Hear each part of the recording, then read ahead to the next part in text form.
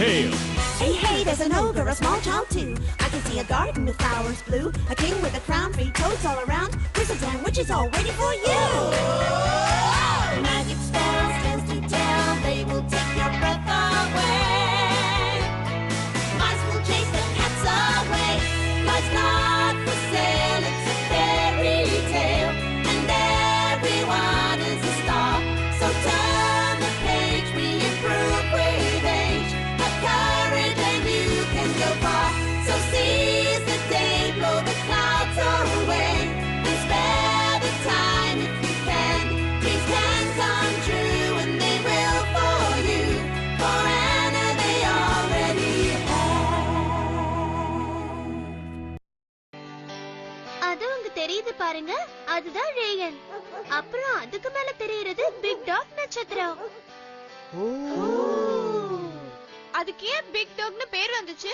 ஏன்னா அந்த காலத்துல எல்லாம் நட்சத்திரத்துக்கு மிருகங்களோட பேர் தான் வைப்பாங்க. அதனால தான் நம்ம அப்படி கூப்பிடுறோம். உனக்கு தெரியுமா? அவ சொல்றது சரிதான். ரேயன்ல 2 நாய்கள் இருக்கணும். ஒரு பையன் 2 நாய்களால மாவீரன். அது தெரியுமா? அவன் தைரியசாலியா? ஆமா, பாலி தைரியசாலிதான். ஹோ, இப்ப அந்த பாலிதான் நீ சொல்ல போற கதையோட நாயகன், சரியா? ஆமா, ஆனா இந்த பாலிங்கிற பேரை கேட்ட உடனே நீங்க இதுல சுவாரஸ்யமான விஷயம் எதுவும் இருக்காதுன்னு நினைச்சிடாதீங்க. பேரை வச்சு யாரையும் எடை போடக்கூடாது. ஏன் பாலி ஒரு பெரிய மாவீரனானா? அவன் உயரமான மலைக்கு மேல இருந்த ஒரு சின்ன குடிசையில அவனோட விதவையான அம்மா கூட ஒரு சாதாரண வாழ்க்கைய வாழ்ந்துகிட்டு இருந்தான். அவனோட சின்ன ஆட்டு மந்தையை மேய்க்கிறதுதான் அவனோட வேலையா இருந்தது. அப்ப ஒரு நாள், வணக்கம் ஆடு மேய்ப்பவரே. வணக்கம் வணக்கம். உங்க 2 நாய்களும் அற்புதமா இருக்கே. சரி சொல்லுங்க, உங்ககிட்ட 2 நாய் இருக்கா இல்ல ஒரு நாய் இருக்கா? சொல்ல போனா என்கிட்ட நாய்களே இல்ல. எல்லா மனுஷனும் ஒரு நாய் வளர்க்கறது நல்லது. சரி, நான் உனக்கு ஒரு வாய்ப்பு தரேன். உன் ஆடுகள்ல பாதியை நீ எனக்கு கொடு, நான் உனக்கு என்னோட நாயில 1 தரேன். இந்த நாய்களுக்கு பேர் இருக்கா? ஓ இருக்கே. இந்த வெள்ளை நாயோட பேரு கேச்சி, இந்த கருப்பு நாயோட பேரு ஃபயரி. சரி, அப்படின்னா நான் ஃபயரி எடுத்துக்கிறேன்.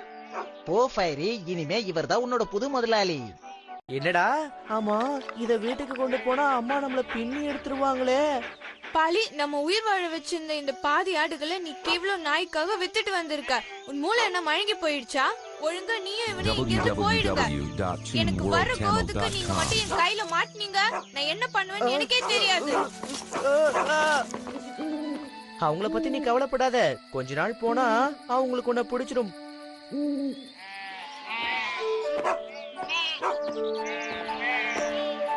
வணக்கம் ஆடு மேய்ப்பவரே. இந்த ஃபயரி உங்ககிட்ட நல்லபடியா நடந்துக்குதா? ஆமா ஆமா, நல்லாதான் நடந்துக்கிறான்.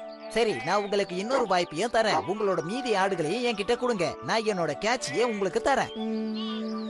சரி, நான் இதுக்கு ஒத்துக்கிறேன். ஏன்னா எனக்கு ஆடுகளை மேய்க்கிற வேலை பிடிக்கல, இதுதான் பிடிச்சிருக்கு. ஓ நிச்சயமா, இந்த நாய்களால உங்க வாழ்க்கையில நிறைய மாற்றங்கள் வரும்.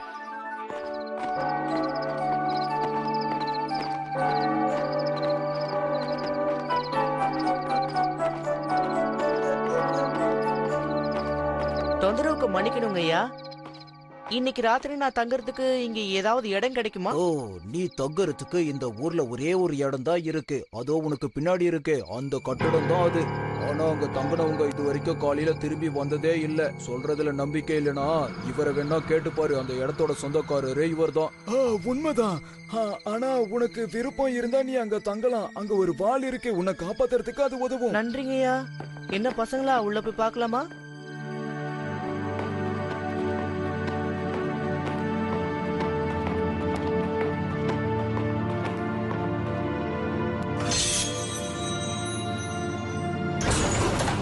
ஓ அடேங்க அப்பா, ஆடம்பரமா இருக்கு இந்த இடம். நல்லா தூக்கம் வருது. நீங்களும் படுத்து தூங்குங்க. என்ன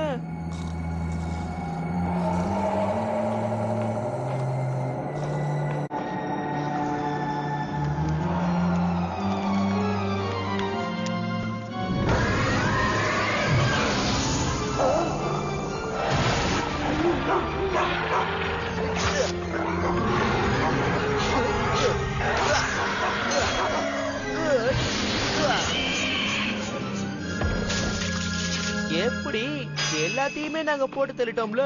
நல்லா தூக்கம் வருது.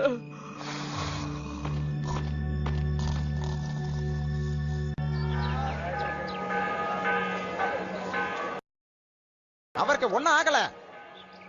என்ன நீ இன்னும் உயிரோட தான் இருக்கியா?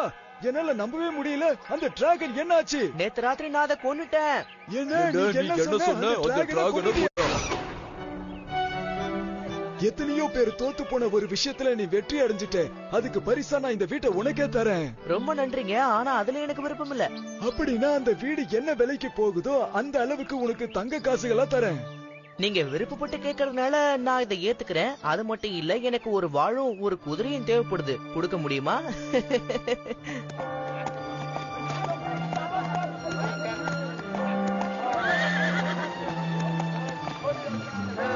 ஏன் எல்லாரும் சோகமா இருக்காங்க பெரியவரே? இங்க ஏதாவது பிரச்சனையா? சொல்லுங்க, என்ன? எல்லாம் அந்த டிராகனால தான். ஒவ்வொரு வருஷம் அந்த டிராகன் வரும்போது அதுக்கு முக்கியமான ஒரு ஆளை பலி கொடுப்போம். இந்த முறை அதுக்கு பலி கொடுக்க போறது ஒரு அழகான பெண். அந்த பெண் வேற யாரும் இல்ல, நம்ம அரசரோட பொண்ணு இளவரசி தான். என்ன? சரி, யாராவது அந்த டிராகனை தடுத்து நிறுத்தியே ஆகணுமே.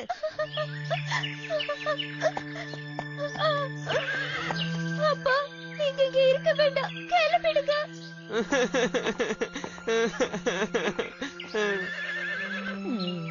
நாம அவங்கள காப்பாத்தணும். வாங்க போலாம். இளவரசி, என்ன உங்களுக்கு என்ன வேணும்? பயப்படாதீங்க, நான் ஒரு மனுஷன்தான். உங்களை காப்பாத்த வந்திருக்கேன்.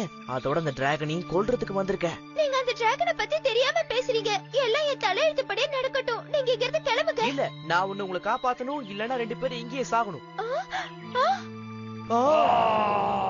என்னோட பசிய தெரிஞ்ச ஜனங்க நிறைய சாப்பாடு எனக்கு அனுப்பியிருக்காங்க. முதல்ல என் வாளுக்கு பதில் சொல்லிட்டு அப்புறமா எங்களை சாப்பிடு. எந்த தலையை முதல்ல வெட்டுறது?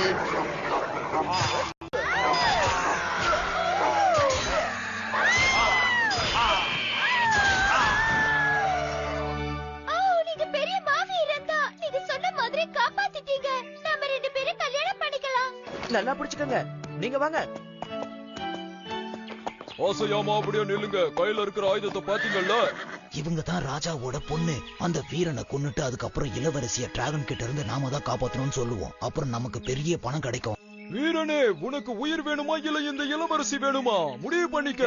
எனக்கு ஏன் உயிர் தான் முக்கியம். நீங்க என்ன வேணா பண்ணிக்கங்க. நான் போற வழியில உங்களை பார்த்தேன், ஆபத்துல இருந்தாங்க. சரி, போனா போதுமேனு காப்பாத்தினேன். இப்ப நான் வீட்டுக்கு போறதுக்கு நேரம் ஆயிடுச்சு. சரி, நான் வரேன் இளவரசி. பெரிய வீரன் நினைச்சு இப்படி பயந்தாங்கோலி மாதிரி ஓடுறானே. இங்க பாரு, நான் உன்னை அரண்மனைக்கு கூட்டிட்டு போக போறேன். அங்க போய் ஏதாவது வளர்ன அப்புறம் டிராகன் உன்னை சாகடிச்சிருச்சுன்னு சொல்லி நாங்களே சாகடிச்சிருவோம்.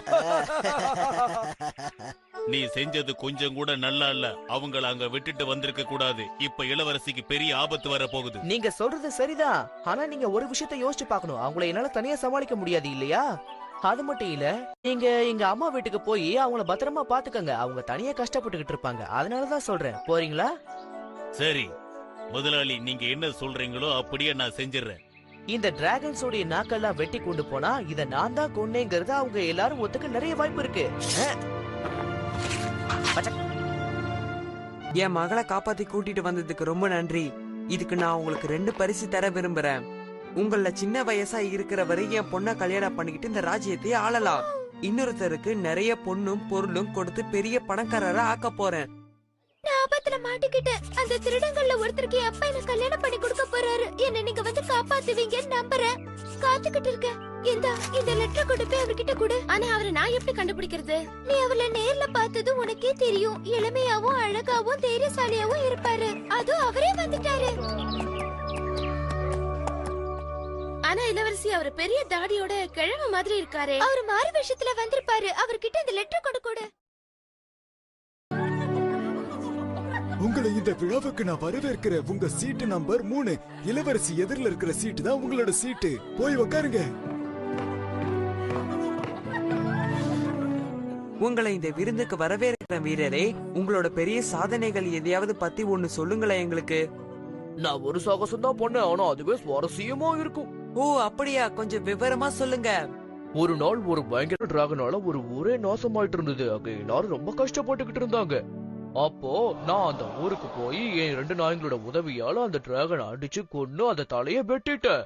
நான் தான் உங்க இளவரசியை காப்பாத்தினேன். இவ சொல்றத நம்பாதீங்க அரசே. நான் தான் அந்த டிராகனை கொன்னேன். அது மட்டும் இல்ல, இளவரசியை நான் தான் காப்பாத்தினேன். என்ன நம்புங்க. இவ சொல்றத நம்பாதீங்க அப்பா. இவனும் இவ கூட வந்தவுடனே என்ன பயமுறுத்துனாங்க. அதனாலதான் நான் இந்த உண்மையை சொல்லல. அப்படி மீறி சொன்னா என்ன கொண்டுடுவேன் இவங்க மிரட்டினாங்கப்பா. இவர்தான் என்ன காப்பாத்தினாரு. நான் இவரைதான் காதலிக்கிறேன். எனக்கு தெரியும் நீங்க நிச்சயமா வருவீங்கன்னு. என் ஆசை நிறைவேறிடுச்சு. ஒரு நிமிஷம் இரு, இதெல்லாம் முடிவு பண்ண வேண்டியது நான் இந்த வரவேற்பு விழாவையும் விருந்தையும் முதல்ல நிறுத்த போறேன். அப்புறம் வீரனே, நீ சொன்னியே நீ தான் அந்த டிராகனை கொன்னதா, அதுக்கு ஏதாவது சாட்சி இருந்தா இப்ப நீ எங்களுக்கு சொல்ல முடியுமா? அந்த சாட்சியை நீங்க அவங்க கிட்ட கேட்க கூடாது. ஏன்னா அவங்க முன்னாடியே அதை எனக்கு நிரூபிச்சிட்டாங்க. அந்த டிராகனோட 5 தலைகளை கொண்டு வந்தாங்க. அது இப்ப இங்கதான் இருக்கு. அது என்னவோ உண்மைதான் அரசே. ஆனா அந்த 5 தலைகள்லயே இல்லாத ஒரு உறுப்பு என்கிட்ட இருக்கு. ஏன்னா அதை கொன்னதே நான் தானே. என்ன சொல்றீங்க இப்ப? அப்படி நீ தான் அந்த டிராகனை கொன்னவனா இருந்தா அதை என்கிட்ட இப்பவே நிரூபிச்சு காட்டு பாக்கலாம். ஓ கண்டிப்பா நிரூபிக்கிற அரசே. ஆனா முதல்ல அரசவை மருத்துவரை கூப்பிட்டு அந்த டிராகனோட தலையில என்ன உறுப்பு இல்லன்னு கேட்க சொல்லுங்க. ஓ சீர, அரசவை மருத்துவரை சீக்கிரமா இங்க வர சொல்லுங்க. வணங்குகிறேன் அரசே. நான் தான் உங்க விசுவாசமான அரசவை மருத்துவர்.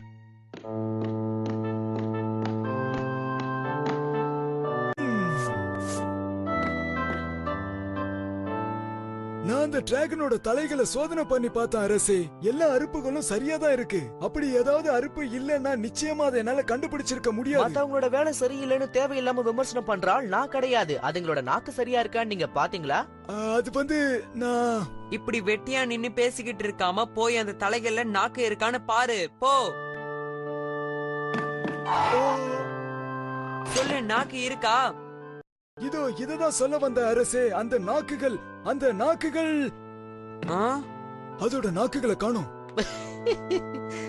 அது எப்படி இருக்கும்? ஏன்னா அந்த நாக்குகள் தான் இதோ இருக்கே. பாத்தீங்களாப்பா, உங்க கண்ணுக்கு முன்னாடி ஆதாரம் கிடைச்சிருச்சு. இவங்க 2 பேரும் என்னையே ஏமாத்தி இருக்காங்க. அதுக்கு இவங்களுக்கு சரியான தண்டனையே கொடுக்கணும். இவங்களுக்கு கொடுக்கற தண்டனை ரொம்ப மோசமா இருக்கணும். இவங்களுக்கு பேரல் தண்டனை கொடுங்க. என்னது பேரல் தண்டனையா? ஆமா, ஒரு பேரல் ஃபுல்லா தார ஊத்தி அதை நல்லா வெயில் அடிக்கிற ரோட்ல உருட்டி விடுவாங்க. அப்பதான் உங்க 2 பேருக்கு புத்தி வரும். எப்படியும் கடைசியில ஆசை நிறைவேறிடுச்சு. அந்த பாலி பெரிய ஆளுதான். அத்தனை பெரிய ஏமாத்தி கடைசியில ஜெயிச்சுட்டானே இல்ல? ஆனா எங்களுக்கு இன்னொரு கதை சொல்ல. சொல்றேனே. போது உங்க கதையெல்லாம். நேரம் ஆகுது, நீங்க எல்லாம் வீட்டுக்கு கிளம்புங்க. ஓ அம்மா. அந்த நிலாவை பாரு, அது இப்ப வானத்தோட உச்சிக்கு வந்துடுச்சு. ஆமா, பார்க்க அழகா இருக்குல்ல? எனக்கு எதையும் ஞாபகப்படுத்துது. எனக்கு கூட எதையோ ஞாபகப்படுத்துது. அது என்னன்னா, ஒரு டசன் முட்டையை வச்சு ஆம்லேட் போட்ட மாதிரி.